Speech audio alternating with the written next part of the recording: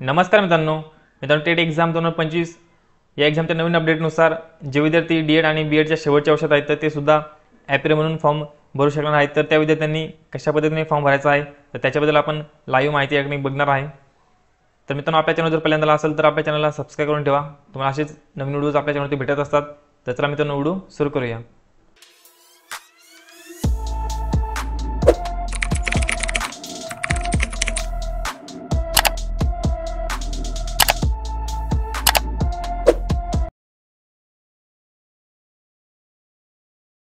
तर सर्वात पहिले तुम्हाला mscpune.in ही लिंक तुम्हाला ओपन करून घ्यायची आहे। त्यानंतर इथे तुम्हाला अबाउट डिपार्टमेंट या सेक्शनमध्ये शिक्षक अभियोग्यता व बुद्धिमत्ता चाचणी टेट 2025 या ऑप्शनवरती क्लिक करायचं आहे।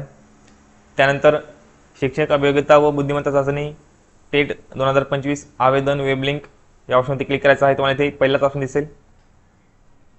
त्यानंतर ऑनलाईन फॉर्म भरण्यासाठी वेबसाईट ओपन होईल। तर इथे तुम्ही डेट बघू शकता, 26 एप्रिलपासून तुम्हाला फॉर्म भरायचे आहेत आणि 10 मेपर्यंत तुम्ही फॉर्म भरू शकता। ओके, त्यानंतर तुम्हाला जर तुमच्या फॉर्मची प्रिंट काढायची असेल तर तुम्ही ते 25 मेपर्यंत काढू शकता। तर अशा पद्धतीने तुम्हाला सर्व माहिती दिलेली आहे। तर इथे सगळ्यात पहिले तुम्हाला रजिस्ट्रेशन करायचं आहे। तर इथे तुम्हाला click here for new registration या ऑप्शनवरती क्लिक करायचं आहे। त्यानंतर अशा पद्धतीने इंटरफेस येईल। तर इथे तुम्हाला 6 स्टेप दिलेले आहेत। या 6 स्टेप तुम्हाला कंप्लीट करायचे आहेत। ओके, तर सगळ्यात पहिले बेसिक इन्फॉर्मेशन, त्यानंतर फोटो आणि सिग्नेचर, त्यानंतर डिटेल्स, प्रिव्ह्यू, अपलोड्स आणि पेमेंट। तर या सर्व स्टेप तुम्हाला कंप्लीट करायचे आहेत। तर सगळ्यात पहिले आपण बेसिक इन्फॉर्मेशन बघूया। तर इथे तुम्हाला फर्स्ट नेममध्ये तुमचं स्वतः नाव टाकायचं आहे। त्यानंतर कन्फर्म फर्स्ट नेम, इथे स्वतः नाव तुम्हाला कन्फर्म करायचं आहे। त्यानंतर मिडल नेम, इथे वडिलांचं नाव फिल करायचं आहे। त्यानंतर कन्फर्म मिडल नेम, इथे वडिलांचं नाव फिल करा। त्यानंतर लास्ट नेम, तुमचं आडनाव इथे फिल करायचं आहे। त्यानंतर कन्फर्म लास्ट नेम, तुमचं आडनाव इथे कन्फर्म करा। तर इथे फुल नेममध्ये तुमचं ऑटोमॅटिक नाव येऊन जाईल। ओके, तर इथे नाव फिल करताना तुमचं जे आधार कार्डवरती नाव आहे तेच नाव तुम्हाला इथे फिल करायचं आहे। तुम्ही जर नोटिफिकेशन बघितलं असेल तर तुम्हाला इथे पॉईंट दिलेला आहे।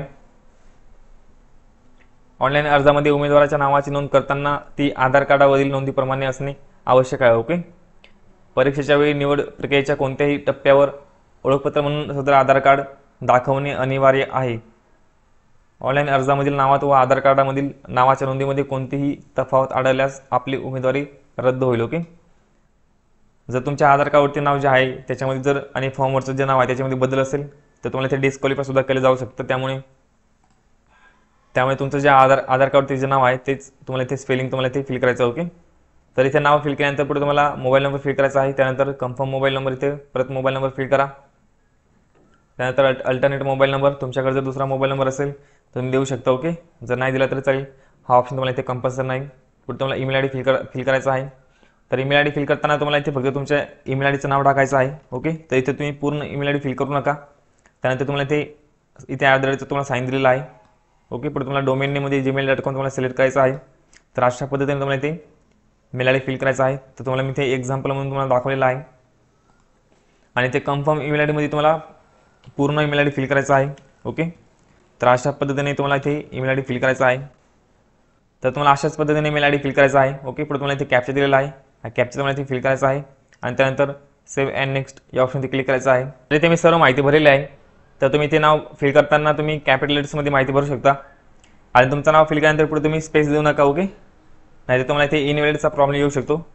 त्यामुळे तुम्ही नाव फिल केल्यानंतर पुढे स्पेस देऊ नका। सर्व माहिती भरल्यानंतर पुढे तुम्हाला सेव्ह अँड नेक्स्ट या ऑप्शनवरती क्लिक करायचं आहे। त्यानंतर ओके ऑप्शनवरती क्लिक करायचं आहे। त्यानंतर अशा पद्धतीने इंटरफेस येईल। आता इथे तुम्हाला तुमचा फोटो आणि सिग्नेचर अपलोड करायचा आहे।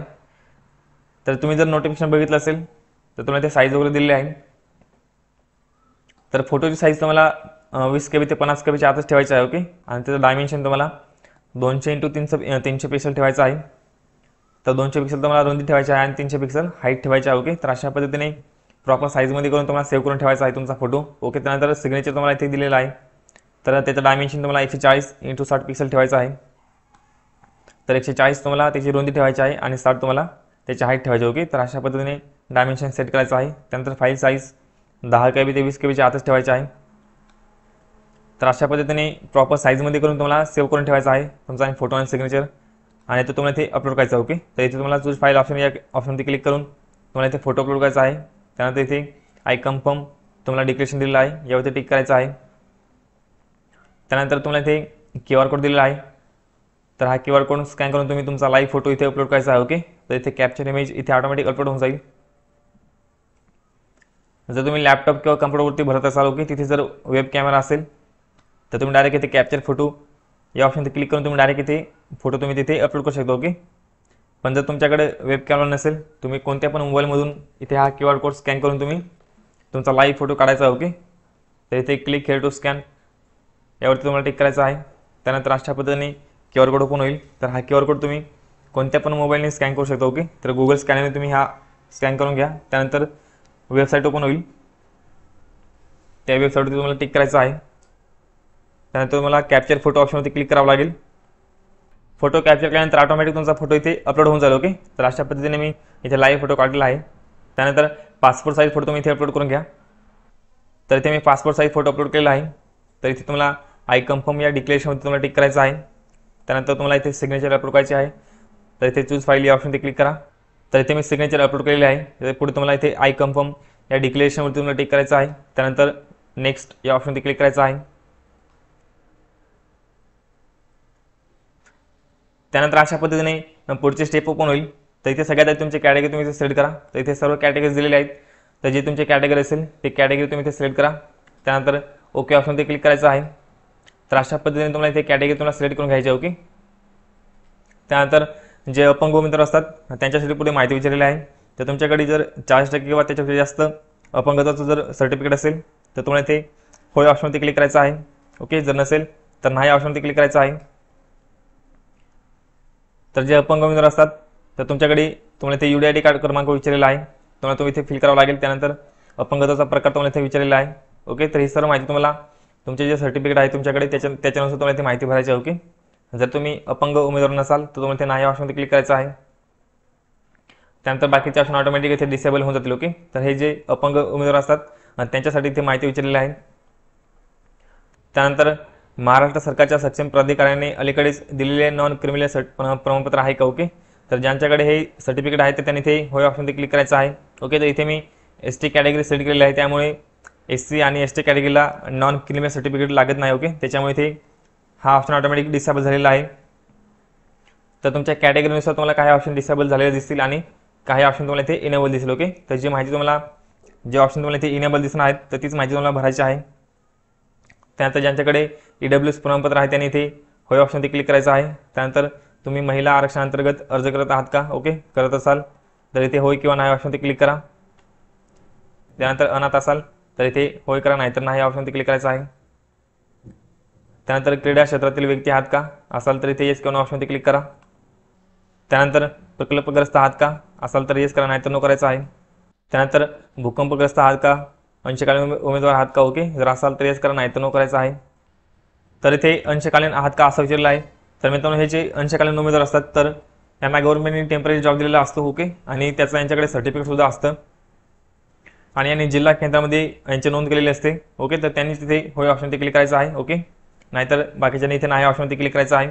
त्यानंतर महाराष्ट्र राज्याचे अधिवास तुमच्याकडे डोमासाईल असेल इथे येस ऑप्शनवरती क्लिक करायचं आहे. ओके, त्यानंतर तुम्ही कर्नाटकातील 865 गावांचे आहात का. ओके, म्हणजे जे महाराष्ट्र कर्नाटक बॉर्डर आहे. ओके, तर तिथले जे गाव आहेत तर त्या गावांपैकी जर असाल तर इथे येस ऑप्शनवरती क्लिक करायचं आहे. ओके, नाहीतर नाही ऑप्शनवरती क्लिक करायचं आहे. त्यानंतर तुम्ही आत्महत्याग्रस्त शेतकऱ्याचे मुलं आहात का असाल तर येस करा, नाहीतर नो करायचं आहे. सरकारी निर्णयानुसार तुम्ही पेसा प्रदेशाचे आहात का. ओके, तर मित्रांनो इथे जे पेसा प्रदेश दिलेला आहे तर मित्रांनो हे ST कॅटेगरीसाठी जे स्थानिक उमेदवार असतात तर त्यांच्यासाठी हे रिझर्वेशन असतं. ओके, तर त्याच्यामुळे इथे मी ST कॅटेगरी सिलेक्ट केल्यामुळे इथे हा ऑप्शन तुम्हाला इथे इनेबल दिसेल. ओके, तर बाकीचे जे कॅटेगरी आहेत तुम्ही इथे तुमची कॅटेगरी सिलेक्ट केल्यानंतर हा ऑप्शन तुमचा इथे तुम्हाला डिसेबल झालेला दिसेल. ओके, तर ऑटोमॅटिक डिसेबल होऊन जाईल. त्यामुळे जे पेसा क्षेत्रातील उमेदवार आहेत ST कॅटेगरीमधले तर त्यांनी इथे तुमचा जिल्हा सिलेक्ट करायचा आहे. ओके, त्यानंतर इथे तुम्हाला ब्लॉक तुम्हाला इथे सिलेक्ट करून घ्यायचा आहे. तर अशा पद्धतीने माहिती भरायची आहे. त्यानंतर तुम्ही माजी सैनिक आहात का असाल तर येस करा, नाही तर नो करायचं आहे. कायमचे अपंग सैनिक आहात का. ओके, जर असाल तर येस करा, नाही तर नो करा. तुम्ही स्वतंत्र सैनिकांचे वारस आहात का. ओके, असाल तर येस करा, नाही तर नो करायचं आहे. तुम्ही निवडणूक 1994चे कर्मचारी आहात का. त्यानंतर तुम्ही 1991च्या जनगणनेचे कर्मचारी आहात का. ओके, जर असाल तर येस करा, नाही तर नो करायचं आहे. त्यानंतर आधार कार्ड नंबर तुम्हाला इथे फिल करून घ्यायचा आहे. तुमचा इथे संपूर्ण आधार कार्ड नंबर फिल करा. ओके. त्यानंतर राष्ट्रीय तो इंडियन ऑटोमॅटिक आलेला आहे. त्यानंतर टेट परीक्षेचे माध्यम 2025 तुम्हाला इथे माध्यम तुम्हाला ते सिलेक्ट करून घ्यायचं आहे. तर लँग्वेज तुम्ही मराठी किंवा इंग्रजी, त्यानंतर इंग्रजी किंवा उर्दू, तर तुम्हाला इथे दोनच इथे तुम्हाला ऑप्शन दिलेले आहेत. ओके. तर इंग्रजी तुम्हाला कंपल्सरी असणार आहे. ओके. तर तुम्ही इथे मराठी मीडियमचे असाल तर मराठीवर तुम्ही इथे ऑप्शन सिलेक्ट करा. ओके. तुम्ही जर उर्दू मीडियमचे असाल तर हा तुम्ही दुसरा ऑप्शन इथे सिलेक्ट करा. तर अशा पद्धतीने तुम्हाला इथे माध्यम तुम्हाला सिलेक्ट करून घ्यायचं आहे. त्यानंतर परीक्षा केंद्र तुम्हाला ते सेंटर तुम्हाला 3 कंपल्सरी तुम्हाला सेंटर निवडून घ्यायचे आहेत. ओके. तर अशा पद्धतीने तुम्ही इथे सेंटर निवडून घ्या. तुम्हाला 3 सेंटर कंपल्सरी निवडायचे आहेत. त्यानंतर जन्मतारीख तुम्ही इथे तुमची फिल करा.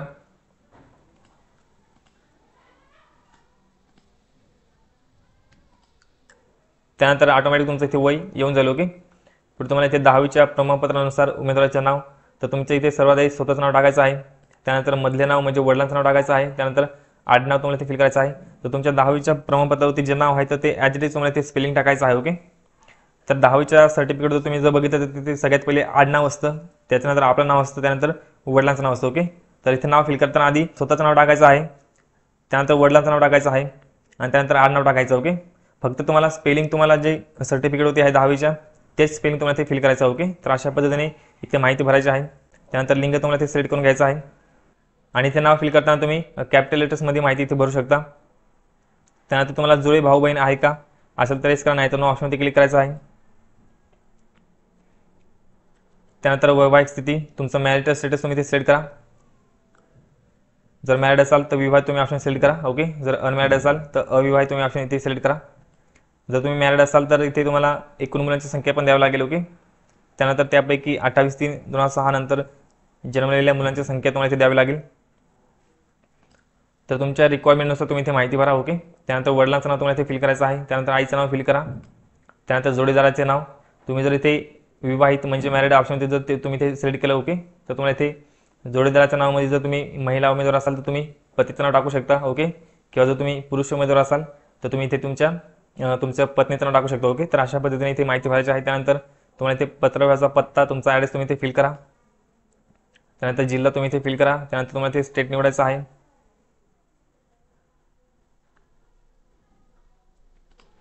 त्यानंतर इथे पिनकोड तुम्ही फिल करा. ओके.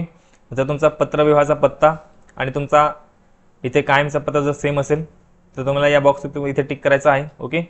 त्यानंतर ऑटोमॅटिक तुमचा इथे पत्ता येऊन जाईल. तुम्ही जो पत्रव्यवहाराचा पत्ता इथे फिल करणार आहात तो ऑटोमॅटिक इथे खाली येऊन जाईल. त्यानंतर तुमच्या कॅटेगरीनुसार तुम्हाला इथे तुमचं पेमेंट दिसेल. ओके. त्यानंतर व्हॅलिडेट युअर डिटेल्स या ऑप्शनमध्ये क्लिक करायचं आहे. तर व्हेरीफाईड सक्सेसफुली असा मेसेज आला पाहिजे. ओके. जर तुमची माहिती भरायची राहिली असेल, ओके, जर एखादा पॉईंट कंपल्सरी असेल आणि ती माहिती जर तुमची भरायची राहिली असेल तर तुम्हाला इथे एरर येऊन जाईल. ओके. तर ती माहिती तुम्हाला परत भरावं लागेल. ती माहिती परत भरल्यानंतर परत व्हॅलिडेट युअर डिटेल्स या ऑप्शनमध्ये क्लिक करायचं आहे. त्यानंतर व्हेरीफाईड सक्सेसफुली असा मेसेज आला पाहिजे. ओके. त्यानंतर ओके ऑप्शनमध्ये क्लिक करायचं आहे आणि पुढे तुम्हाला सेव्ह अँड नेक्स्ट या ऑप्शनमध्ये क्लिक करायचं आहे. त्यानंतर अशा पद्धतीने इंटरफेस ओपन होईल. आता इथे तुम्हाला तुमचं सर्व एज्युकेशनल डिटेल्स माहिती भरायची आहे. ओके. मित्रांनो, तुमचं जे एज्युकेशन क्वालिफिकेशन आहे ते 1/4/2025 म्हणजे 1 एप्रिल 2025 या डेटला कंप्लीट असलं पाहिजे. ओके. तर या डेटच्या आधी तुमचं जे क्वालिफिकेशन कंप्लीट झालेलं आहे तर तीच माहिती तुम्हाला इथे भरावं लागेल. तर सगळ्यात पहिले तुम्हाला इथे 10वीची माहिती भरायची आहे. तर इथे तुमचं मीडियम तुम्ही सिलेक्ट करा. तर इथे मराठी इंग्लिश तुमचं जे मीडियम असेल ते मीडियम तुम्हाला इथे सिलेक्ट करून घ्यायचं आहे. त्यानंतर इथे बोर्ड तुमचं किंवा युनिव्हर्सिटीचं नाव तुम्हाला इथे सिलेक्ट करून घ्यायचं आहे.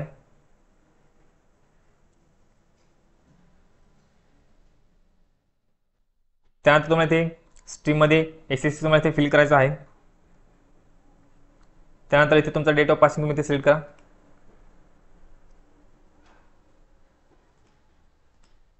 तरी सर्व माहिती तुम्हाला तुमच्या सर्टिफिकेट ते भेटून जाईल.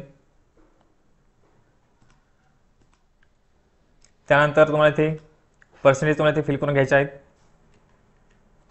त्यानंतर पासिंग क्लास इथे तुम्ही सिलेक्ट करा.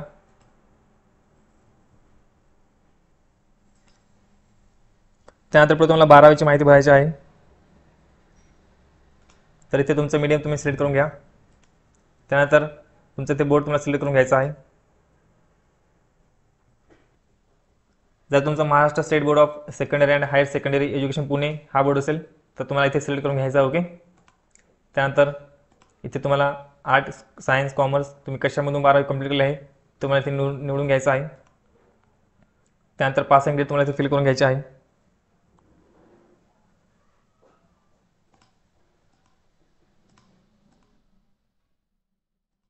त्यानंतर पर्सेंटेज इथे फिल करा आणि पुढे तुम्हाला इथे क्लास निवडून घ्यायचा. ओके, तर अशा पद्धतीने 10वी आणि 12वी इथे माहिती भरलेली आहे.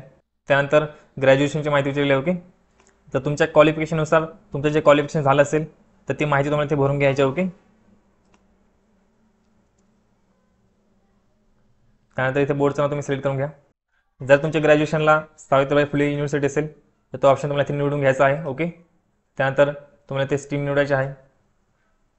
तर BA, BSc, BCom किंवा अदर्स, तर तुमचं ज्याच्यामधून ग्रॅज्युएशन झालं असेल ती स्ट्रीम तुम्ही इथे निवडून घ्या.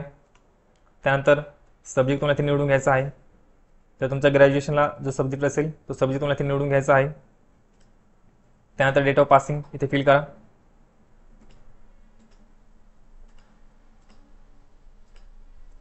त्यानंतर पर्सेंटेज इथे फिल करा. त्यानंतर इथे क्लास तुम्हाला निवडून घ्यायचा आहे. त्यानंतर अशा पद्धतीने इंटरफेस येईल. आता इथे तुम्हाला तुमची सर्व एज्युकेशनल क्वालिफिकेशन माहिती भरायची आहे. तर इथे तुम्हाला डेट दिलेली आहे 10 मे 2025.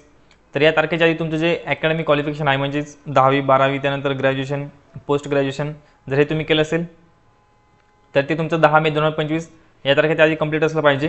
आणि तुमचं जे प्रोफेशनल क्वालिफिकेशन आहे DED आणि BEd तर ते तुम्ही ॲपियर म्हणून माहिती भरू शकता. ओके, तर अशा पद्धतीने इथे माहिती भरायची आहे. तर सगळ्यात पहिले 10वीची माहिती भरायची आहे. तर इथे मीडियम तुमचं सिलेक्ट करा.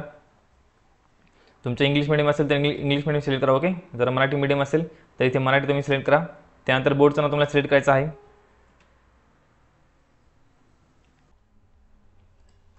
त्यानंतर डिग्रीमध्ये तुम्ही इथे SSC तुम्ही इथे फिल करायचं आहे. त्यानंतर इथे तुम्हाला डेट ऑफ पासिंग तुम्हाला इथे फिल करायचं आहे.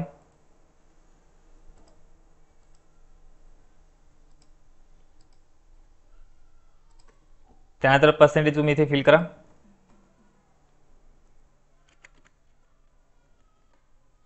त्यानंतर तुम्ही इथे पासिंग क्लास तुम्ही निवडून घ्यायचा आहे.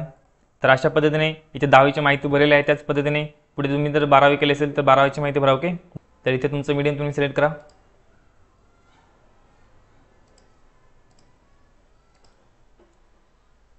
तर इथे मी 12वीची माहिती भरलेली आहे. जर तुम्ही ग्रॅज्युएशन केलं असेल तर तुम्हाला इथे ग्रॅज्युएशनची माहिती भरायची आहे.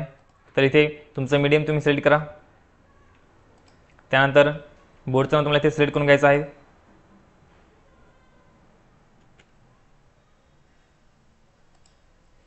त्यानंतर डिग्री तुम्ही इथे सिलेक्ट करून घ्या.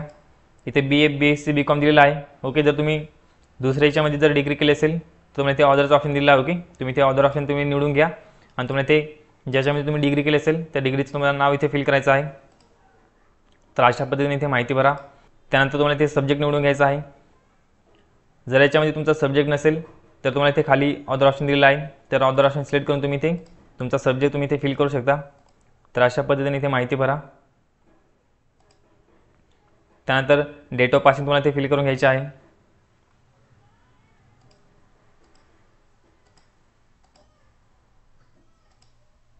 पुढे पर्सेंटेज तुमचे इथे फिल करा. त्यानंतर पासिंग क्लास तुम्हाला इथे निवडून घ्यायचा आहे. तर अशा पद्धतीने तुम्हाला ते ग्रॅज्युएशनची माहिती भरायची आहे.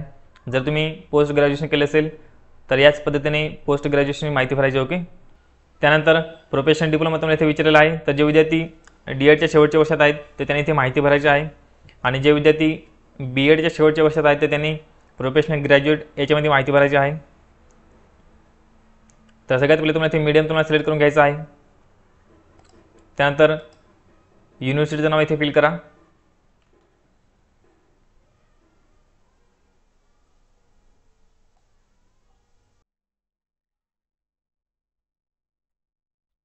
त्यानंतर तुम्हाला इथे डिग्री तुम्हाला इथे सिलेक्ट करून घ्यायची आहे. ओके, तर इथे तुम्हाला DED, DTED असे वेगवेगळे ऑप्शन दिलेले आहेत. तर तुमच्या डिग्रीचं नाव तुम्हाला इथे सिलेक्ट करून घ्यायचं आहे. त्यानंतर तुम्ही ॲपियर आहात का पास आहात तुम्हाला इथे सिलेक्ट करून घ्यायचं आहे. तर ॲपियर विद्यार्थ्यांनी इथे ॲपियर ऑप्शनवरती क्लिक करायचं आहे. तर जे विद्यार्थी शेवटच्या वर्षात आहेत तर तेच विद्यार्थी इथे ॲपियर असणार आहेत. ओके, तर हा पॉईंट लक्षात ठेवायचा आहे. तर पुढचे जे ऑप्शन आहेत ते ऑटोमॅटिक डिसेबल होऊन जातील. तर इथे तुम्हाला कोणती माहिती भरावी लागणार नाही. तर अशा पद्धतीने तुम्हाला माहिती भरून घ्यायची आहे. तर याच पद्धतीने जे विद्यार्थी BEdला आहेत तर त्यांनी इथे माहिती भरायची आहे पोस्ट प्रोफेशनल ग्रॅज्युएट या ऑप्शनमध्ये. ओके, तर अशा पद्धतीने इथे माहिती भरा.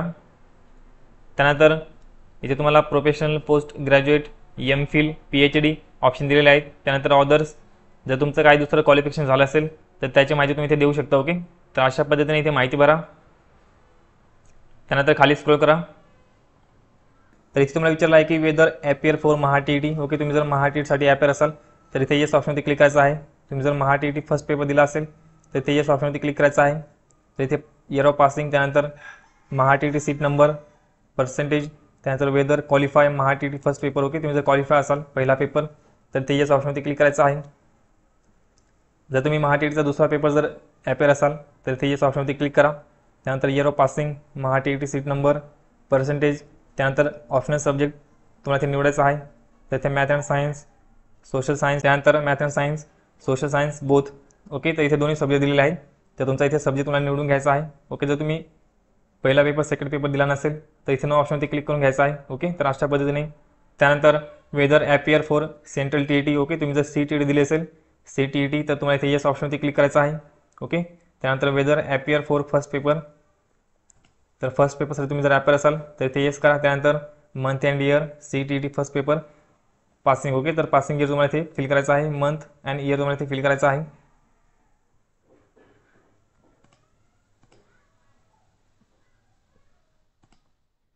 त्यानंतर ते तुमचा CTET सीट नंबर ते फिल करा.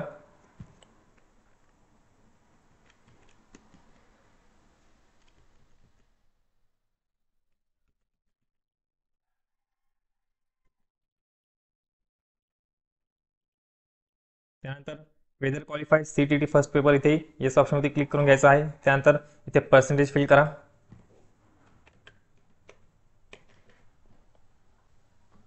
त्यानंतर whether appear for second paper. Okay, तुम्ही जर सेकंड पेपरसाठी ॲपियर असाल तर इथे येस ऑप्शनवरती क्लिक करायचं आहे. त्यानंतर month and year CTET second paper passing, इथे तुम्हाला पासिंग मंथ अँड इयर तुम्हाला फिल करायचं आहे. CTET सेकंड पेपरचं. ओके, त्यानंतर CTET सीट नंबर इथे फिल करा.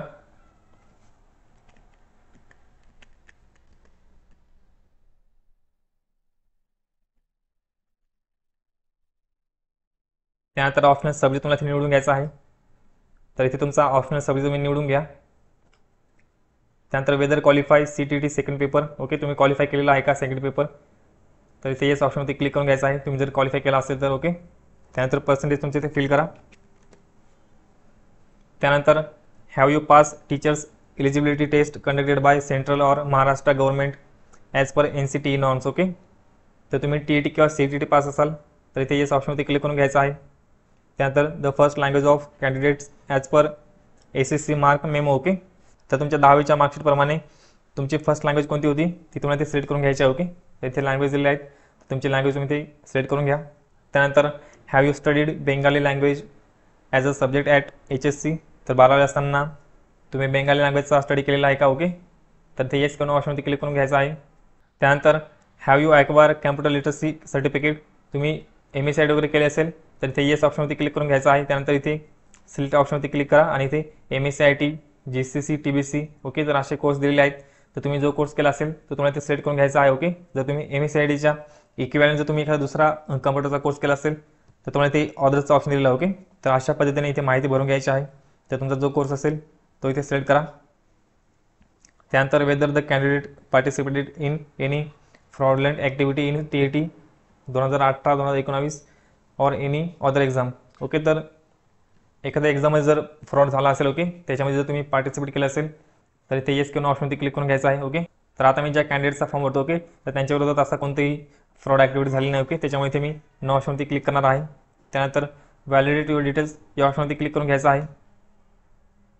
त्यानंतर अशा पद्धतीने व्हेरीफाईड सक्सेसफुली तुम्हाला मॅसेज आला पाहिजे. ओके, जर तुमची एखादी माहिती भरायची राहिली असेल, जी माहिती कंपल्सरी असेल तर तुम्हाला ते एरर येऊन जाईल.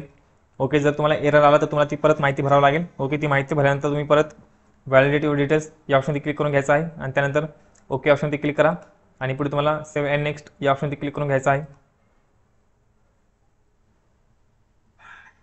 त्यानंतर अशा पद्धतीने तुमच्यासमोर तुमचा संपूर्ण फॉर्म ओपन होईल. तर तुमचा संपूर्ण फॉर्म तुम्हाला चेक करून घ्यायचा आहे. ओके, जर तुमची संपूर्ण माहिती बरोबर असेल, तुमचं स्पेलिंग वगैरे तुम्ही नीट चेक करून घ्या. ओके, जर तुम्ही एकदा का फॉर्म सबमिट केला तर तुम्हाला कोणत्याही पद्धतीने नंतर एडिट करता येणार नाही. त्याच्यामुळे तुम्ही संपूर्ण फॉर्म नीट चेक करून घ्या. ओके, संपूर्ण फॉर्म चेक केल्यानंतर खाली आल्यानंतर तुम्हाला इथे डिक्लेरेशन दिलेलं आहे. ओके, तर डिक्लेरेशन तुम्हाला इथे दिलेलं आहे. तर तुम्हाला इथे पहिलं डिक्लेरेशन दिलेलं आहे की तुम्ही कोणत्याही एक्झाममध्ये म्हणजे तुमच्या विरोधात फ्रॉड ॲक्टिव्हिटी झालेली नाही. ओके, किंवा तुम्ही कोणत्याही फ्रॉड ॲक्टिव्हिटीमध्ये पार्टिसिपेट नव्हते. ओके, तर अशा पद्धतीने तुम्हाला कोणत्याही एक्झाममध्ये डिबार केलेलं नाही. ओके, तर अशा पद्धतीने इथे तुम्हाला डिक्लेरेशन दिलेलं आहे. त्यानंतर इथे तुम्हाला सर्व इन्स्ट्रक्शन मान्य आहेत. तुम्हाला इथे सेकंड डिक्लेरेशन दिलेलं आहे. ओके, त्यानंतर आय ॲग्री या डिक्लेरेशनमध्ये तुम्हाला टिक करायचं आहे. ओके, तर अशा पद्धतीने इथे तुम्हाला डिक्लेरेशन दिलेले आहेत. त्यानंतर तुम्हाला इथे हा कॅप्चा दिलेला आहे. हा कॅप्चा इथे फिल करा आणि इथे तुम्हाला कंप्लीट रजिस्ट्रेशन या ऑप्शनमध्ये क्लिक करून घ्यायचं आहे. त्यानंतर अशा पद्धतीने पुढची स्टेप ओपन होईल. आता इथे तुम्हाला तुमचं लेफ्ट थंब इम्प्रेशन आणि हँड रिटन डिक्लेरेशन अपलोड करायचं आहे. ओके, तर याच्याबद्दल तुम्हाला नोटिफिकेशनमध्ये माहिती दिलेली आहे. तर त्या डाव्या हाताच्या अंगठ्याची निशाणी म्हणजे तुमचं लेफ्ट थंब इम्प्रेशन. ओके, तर त्याचं डायमेन्शन तुम्हाला 240 × 240 पिक्सल ठेवायचं आहे. ओके, साईज तुम्हाला 20 KB ते 50 KBच्या आतच ठेवायचे. ओके, तर अशा पद्धतीने तुम्हाला इथे साईजबद्दल माहिती दिलेली आहे. तर मित्रांनो, लेफ्ट थंब देताना तुम्ही पांढऱ्या कागदावर तुम्ही काळ्या किंवा निळ्या शाईचा यूज करू शकता. ओके, तर इथे सर्व माहिती दिलेली आहे. त्यानंतर खाली तुम्हाला इथे डिक्लेरेशन दिलेलं आहे. तर तुम्हाला इथे जे इंग्लिशमध्ये दिलेलं आहे तर हे इंग्लिशमध्ये डिक्लेरेशन तुम्हाला लिहायचं आहे. व्हाईट पेपरवरती ब्लॅक पेन लिहायचं आहे. ओके, तर ब्लॅक कलरचा पेन तुम्हाला यूज करायचा आहे. तर इथे तुम्हाला तुमचं नाव टाकायचं आहे. ओके, त्याचं डायमेन्शन तुम्हाला 800 × 400 पिक्सल दिलेलं आहे आणि साईज तुम्हाला इथे 50 KB ते 100 KBच्या आतच ठेवायची. ओके, तर अशा पद्धतीने इथे तुम्हाला डिक्लेरेशनची माहिती दिलेली आहे. जर तुम्हाला याची साईज वगैरे करायची असेल, तुम्हाला जर साईज करायला प्रॉब्लेम येत असेल तर तुम्हाला इथे मी आता लेफ्ट थंब इम्प्रेशनची साईज करून दाखवतो. तुम्ही बाकीच्या डॉक्युमेंटची साईज करू शकता. ओके, IMRI साईज तुम्हाला वेबसाईट ओपन करून घ्यायची आहे. त्यानंतर इथे तुमचा सिलेक्ट इमेज इथे क्लिक करायचा आहे. तर इथे तुम्ही तुमचा photo, signature, left thumb impression आणि डिक्लेरेशन इथे कोणत्याही डॉक्युमेंटची तुम्ही साईज करू शकता. ओके, तर आता आपण लेफ्ट थंब इम्प्रेशन कशा पद्धतीने साईज करायचे ते माहिती वगैरे आहे. तुम्ही कोणत्या डॉक्युमेंटची साईज करू शकता. ओके, तर इथे क्लिक करा आणि तुमचं लेफ्ट थंब इम्प्रेशन इथे अपलोड करा.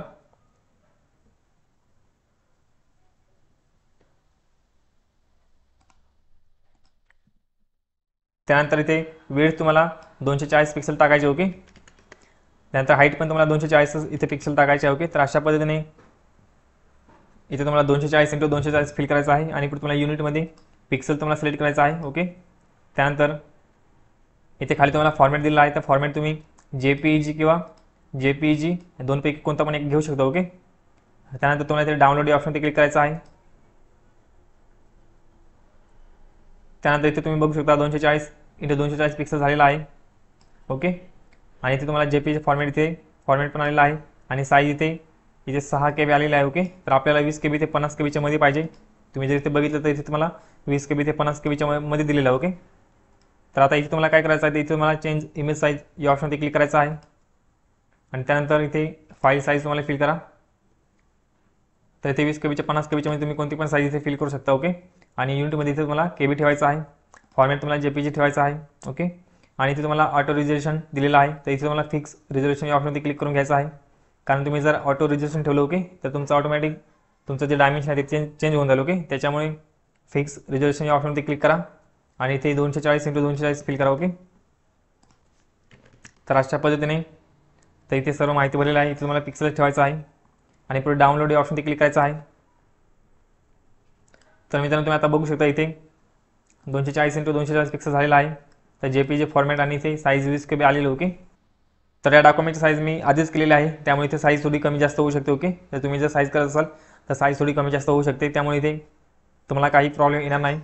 थोडीफार कमी जास्त झाली तर चालणार आहे. तुम्हाला फक्त 20 KB ते 50 KBच्या मध्ये पाहिजे. ओके, तरी सर्व साईज झाल्यानंतर तुम्हाला इथे डाउनलोड इमेज या ऑप्शनवरती क्लिक करून घ्यायचं आहे. तर ऑटोमॅटिक तुमच्या फाईलमध्ये तुमचं जे इमेज आहे ते डाउनलोड होऊन जाईल. ओके, तर अशाच पद्धतीने तुम्ही photo, signature, left thumb impression आणि डिक्लेरेशन या चारही डॉक्युमेंट साईज करू शकता. ओके, तुम्हाला नोटिफिकेशनमध्ये साईज दिलेली आहे. साईज केल्यानंतर तुम्हाला इथे चूज फाईल या ऑप्शनवरती क्लिक करून घ्यायचं आहे आणि फाईलचं नाव देताना मित्रांनो तुम्हाला कोणत्याही पद्धतीने तिथं स्पेस द्यायचं नाही. ओके, तुम्ही जर त्याच्यामध्ये जर स्पेस असेल तर तिथे डॉक्युमेंट तुमचं अपलोड होणार नाही. तुम्हाला तिथे इनव्हॅलिड प्रॉब्लेम येऊ शकतो. त्यामुळे डॉक्युमेंटचं नाव देताना तुम्ही कोणत्याही पद्धतीने स्पेस देऊ नका.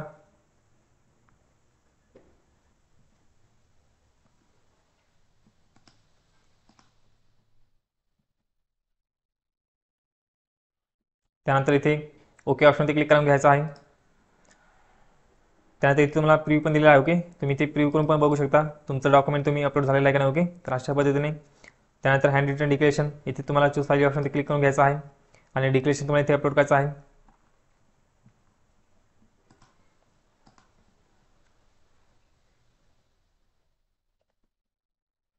त्यानंतर ओके ऑप्शन क्लिक करा आणि पुढे तुम्हाला इथे सिक्युरिटी कोड दिलेला आहे. हा कोड तुम्हाला इथे फिल करून घ्यायचा आहे. त्यानंतर सेव्ह अँड नेक्स्ट या ऑप्शन क्लिक करा. त्यानंतर ओके ऑप्शन क्लिक करा.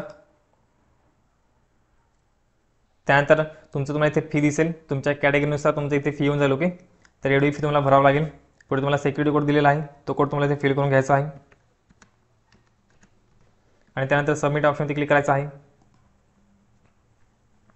पुढे तुम्हाला do you want to proceed for payment, इथे तुम्हाला ओके ऑप्शन क्लिक करून घ्यायचं आहे. त्यानंतर पेमेंट करण्यासाठी विंडो ओपन होईल. ओके, तर अशा पद्धतीने तुम्हाला इथे पेमेंट करण्यासाठी ऑप्शन आलेले आहेत.